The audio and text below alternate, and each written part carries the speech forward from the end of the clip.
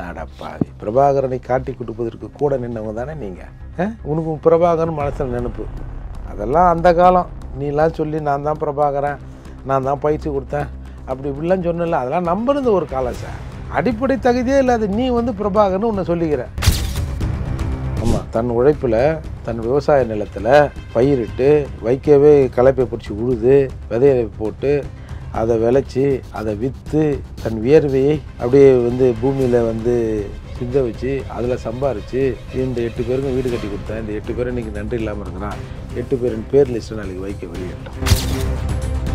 உதவியாளரும் SC தான் பேசுகிற போது உனக்கும் ஆர்எஸ் பாரதிக்கு என்ன வித்தியாசம் இருக்குது? 2 பேரும் ஒன்று தானே, அந்த எச்சை தானே நீயும். அப்போது நீ உன்னோட மகன் என்பதால் நீ ஒரு நாடகம் ஆடி இருக்க. இத்தனை நாளா நான் சொல்கிறேன், நீ 2 வருஷமாக நீ நாடகம் ஆடி இருக்க. ஏன் உனக்கு 2 வருஷத்துக்கு முன்னாடி தெரிஞ்சதே சத்யா மேலே இவ்வளோ குறை இருக்குன்னு அன்றைக்கே சொல்ல வேண்டியதானே? அப்போ உன்னோட ஐடென்டிட்டி ஒரு தமிழ்ச்சங்க மீட்டிங்கு இல்லை தமிழர்கள் மீட்டிங்கு உன்னை கூப்பிட்றாங்கன்னா ஒரு மல்லை தமிழ்ச்சங்கத்தோட பிரதிநிதியை கூப்பிட்றாங்க. இவர் போய் நான் வைகோவின் பேரை தாங்கி இங்கே வந்திருக்கிறேன் அப்படின்னா கீழே இருக்கிறவையோ இது நான் மதிமுக மீட்டிங்கா கட்சி மீட்டிங்கா அப்படின்னு கேட்பானா கேட்க மாட்டானா? அந்த பேசிக் அறிவு கூட இருக்கு இல்லையா சார்? இவர் சத்யா மேலே ஏதாவது குறை சொல்லணும். இந்த குறை நீ முன்னாடி சொல்லியிருக்க வேண்டியதானே? என்ன வச்சு இந்த வாயில?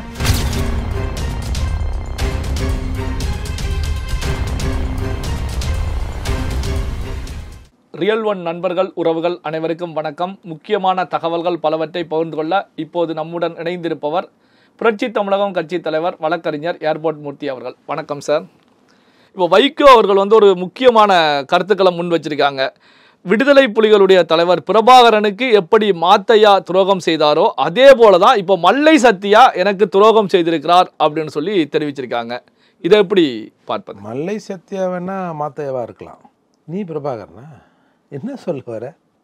இவர் பிரபாகரனா? அவர அடப்பாவி, பிரபாகரனை காட்டி கொடுப்பதற்கு கூட நின்னவங்க தானே நீங்கள். உனக்கு பிரபாகரன் மனசில் நினைப்பு. அதெல்லாம் அந்த காலம்.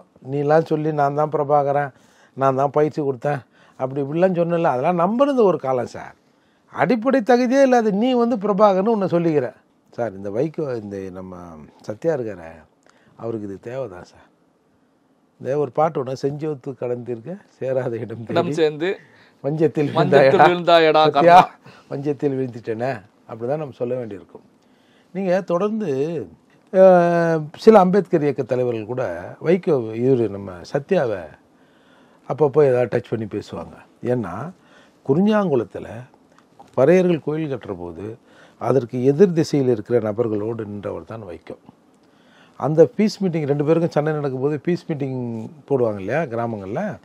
அப்போது இந்த பக்கம் பட்டியல் சமூக மக்கள், குறிப்பாக பறையர் சமூக மக்களுக்கு சார்பாக வைபா நம்ம ஜான் பாண்டியன், இந்த மாதிரி அம்பேத்கர் இயக்க தலைவர் நம்ம இளைய பெருமாள், இந்த மாதிரி ஆட்கள்லாம் நின்னாங்க அவங்க பேச்சுவார்த்தையில். இந்த சைடு பேச்சுவார்த்தையில் வைகோவின் தம்பி ரவிச்சந்திரன் அவங்க மாமனார் தெலுங்கருக்காக நின்னவங்க.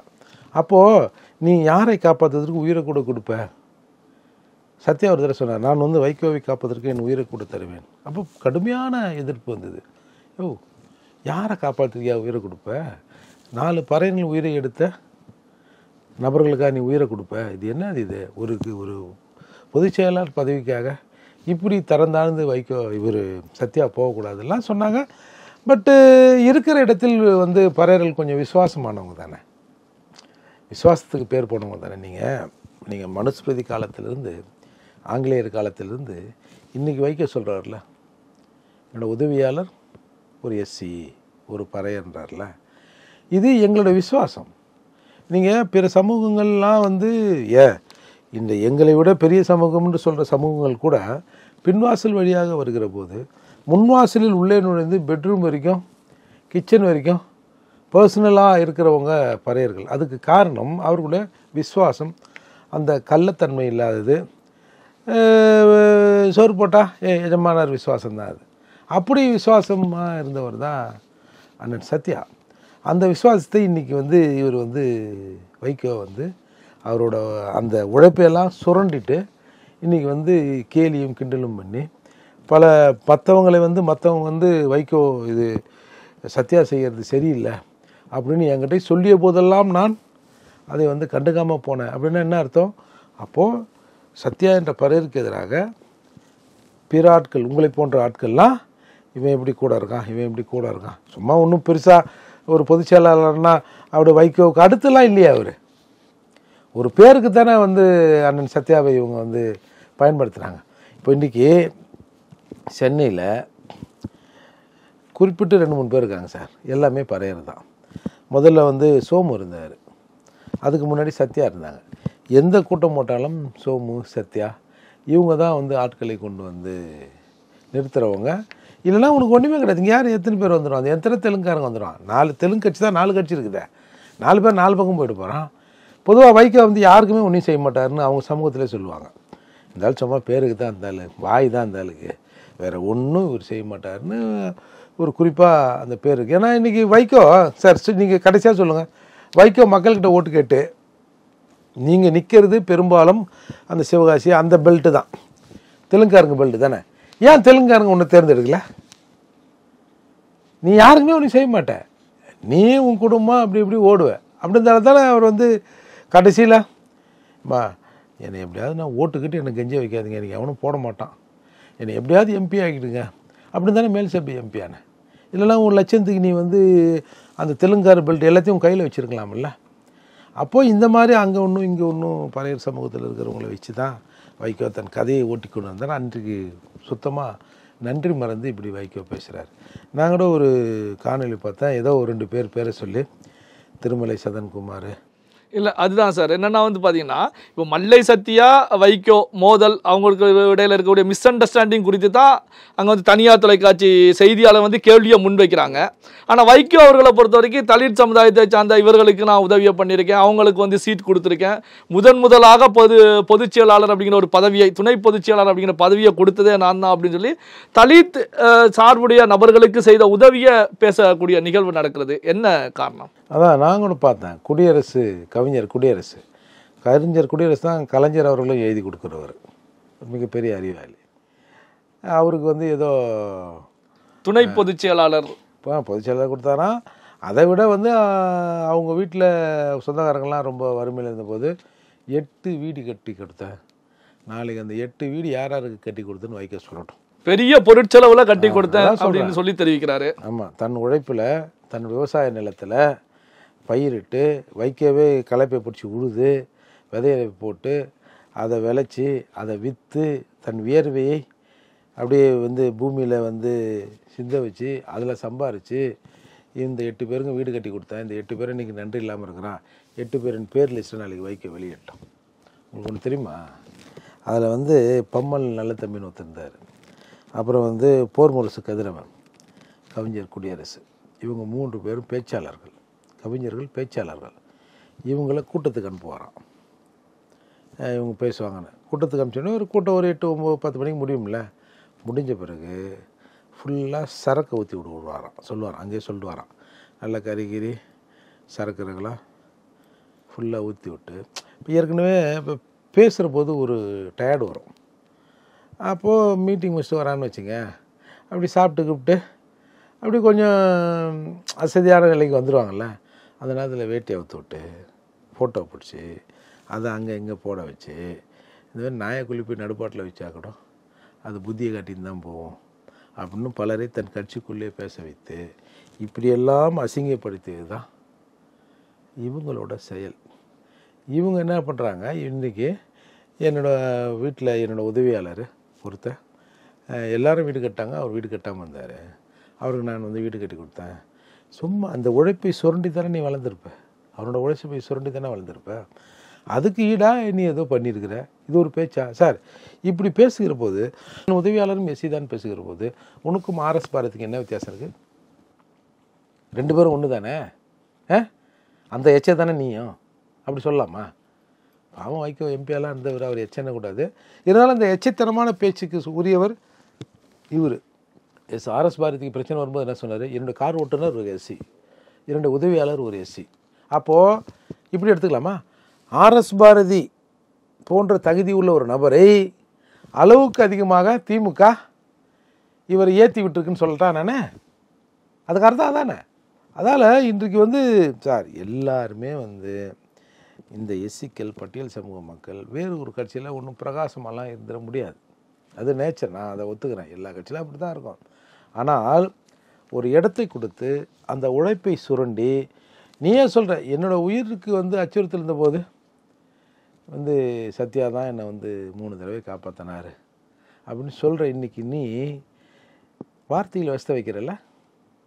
இன்றைக்கி ஒட்டுமொத்தமான கேட்குறாங்க, நீங்கள் வந்து சத்யா கிட்ட வந்து நீங்கள் விளக்கம் கேட்டீங்களான்னா, இல்லை அதையெல்லாம் தாண்டி போயிட்டார் அப்படின்னு இன்றைக்கி பட்டவர்த்தனமாக சொல்கிறேன்னா, அன்றைக்கு வைகோ எப்படி ஸ்டாலினுக்கு எதிராக வந்து விடுவார் என்று கலைஞர் நீக்கினாரோ, அதை போலத்தான் இன்றைக்கு உன் மகனுக்கு எதிராக வேறொருத்தர் வந்துடுவார்னு இன்றைக்கி அவதூறுகளை அள்ளி வீசியிருக்கிறார் கோபால்சாமி நாயுடு.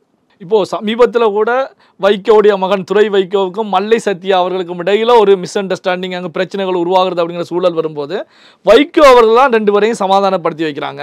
ஆனால் இன்றைக்கி பார்த்தீங்கன்னா வைகோ அவர்கள் பேசும்போது கடந்த 2 ஆண்டுகளாகவே எனக்கு எதிரான வேலைகளில் சதி திட்டங்களில் மல்லை சத்யா அவர்கள் செயல்பட்டுக்கிட்டு இருந்தாங்க.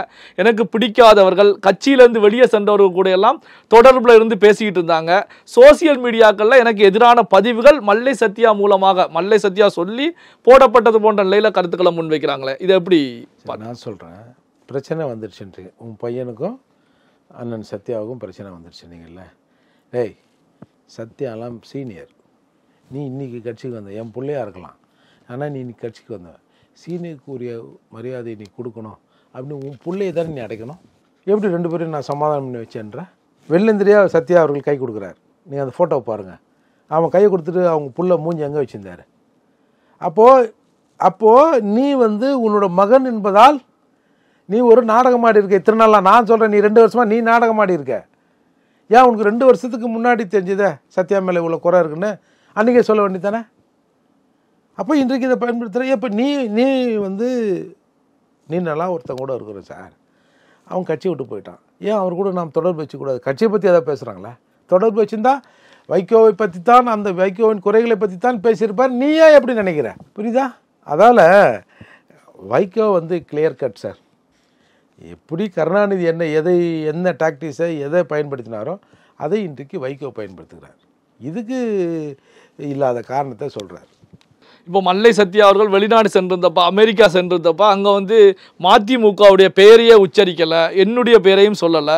அமெரிக்காவுக்கு செல்லும் போது என்கிட்ட சொல்லிட்டு கூட மல்லை சத்யா அவர்கள் செல்லலை. அங்கு சென்று மாமல்லபுரத்துடைய தமிழ்ச்சங்க தலைவர் அப்படின்னு சொல்லி தான் தன்னை அறிமுகப்படுத்தி இருக்காங்க அப்படிங்கிற கருத்துக்களை. தமிழ்ச்சங்க கூட்டத்துக்கு போகிறோம், அங்கே போய் என்ன சொல்லுவாங்க? அரசியல் பேசக்கூடாது.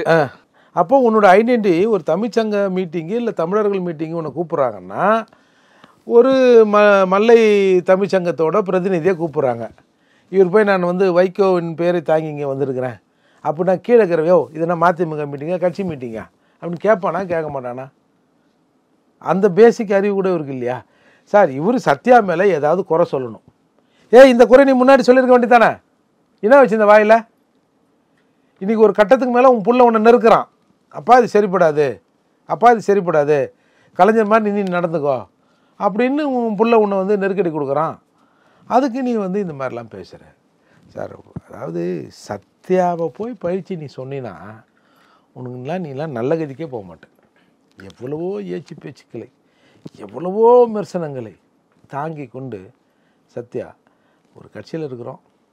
அந்த கட்சிக்கு எதிராக நம்ம பேசுனோம்னா, பத்தியா ஒரு எஸ்சியை வச்சுருந்தோம், குறிப்பாக ஒரு பறையரை வச்சுருந்தோம், இவனுக்கு எப்படி நடந்துட்டானுவா அப்படின்னு நமக்கு முன்னாடி இருக்கிற பாரம்பரியத்தை நம்ம பிரேக் பண்ணுற மாதிரி ஆகிடும் அப்படின்னு எவ்வளவோ மன அழுத்தங்களை தாங்கி கொண்டு இருந்தவர் தான் சத்யா.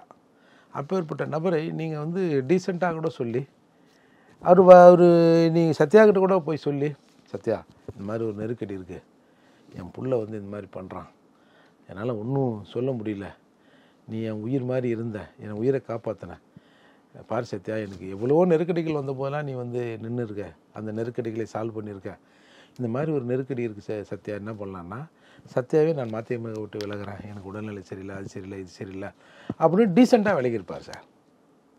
அந்த மனுஷனை இன்றைக்கி அசிங்கப்படுத்துகிற நீ வந்து மல்லை சத்யான்ற ஒரு நபரை அசிங்கப்படுத்தலை, தமிழகத்தில் இருக்கிற 20% பட்டியல் சமூக மக்களின் பெரும்பகுதியாக இருக்கிற பறையர் சமூகத்தை நீ அசிங்கப்படுத்துகிற. நாங்கள்லாம் இப்படி தான் 2ஆம் வேலை செய்கிறோமா? வரலாறு அதைத்தான் சொல்லுதா? எங்களை ஏற்று கொலை பண்ணிட்டு, எங்களை ஏற்று அரசியல் பண்ணிட்டு, இன்னும் நீங்கள் வாழ்கிற பகுதிகளில் எஸ்சி மக்கள், குறிப்பாக பறையர் மக்கள் எதுவுமே இல்லாமல் இருக்கிறான் சார். ஒன்றுமே இல்லை சார். ஒரு அம்பேத்கர் 14க்கு ஒரு போஸ்ட் ஒட்டணும்னு வச்சுங்க, வாலண்டியர் அது மேலே இவனுக்கு கட்சிக்காரனுக்கு போஸ்ட் ஒட்டுவானோ. அந்த பகுதியில் வந்து அம்பேத்கர் படமே போட்டு ஒட்டக்கூடாது, எங்களை மீறி எவனும் அங்கே நடக்கக்கூடாது அப்படின்னு எங்கேருந்தோ பிழைப்பு வந்தவங்க இன்றைக்கி வந்து இப்படி வந்து அட்ராசிட்டி பண்ணுறாங்க. இதையெல்லாம் தெரிந்து ஒரு கட்சியின் தலைமைக்கு கட்டுப்படணும், ஒரு விசுவாசமாக இருக்கணும்னு சத்யா இவ்வளோ நாள் இருந்தார்ல, அதுக்கெல்லாம் இன்றைக்கி சரியான பரிசை கொடுத்துருக்கிறார் வைகோ. பல்வேறு முக்கியமான தகவல்கள், செய்திகளை நம்முடைய உறவுகளுடன் பகிர்ந்து கொண்டதற்கு நன்றி சார்.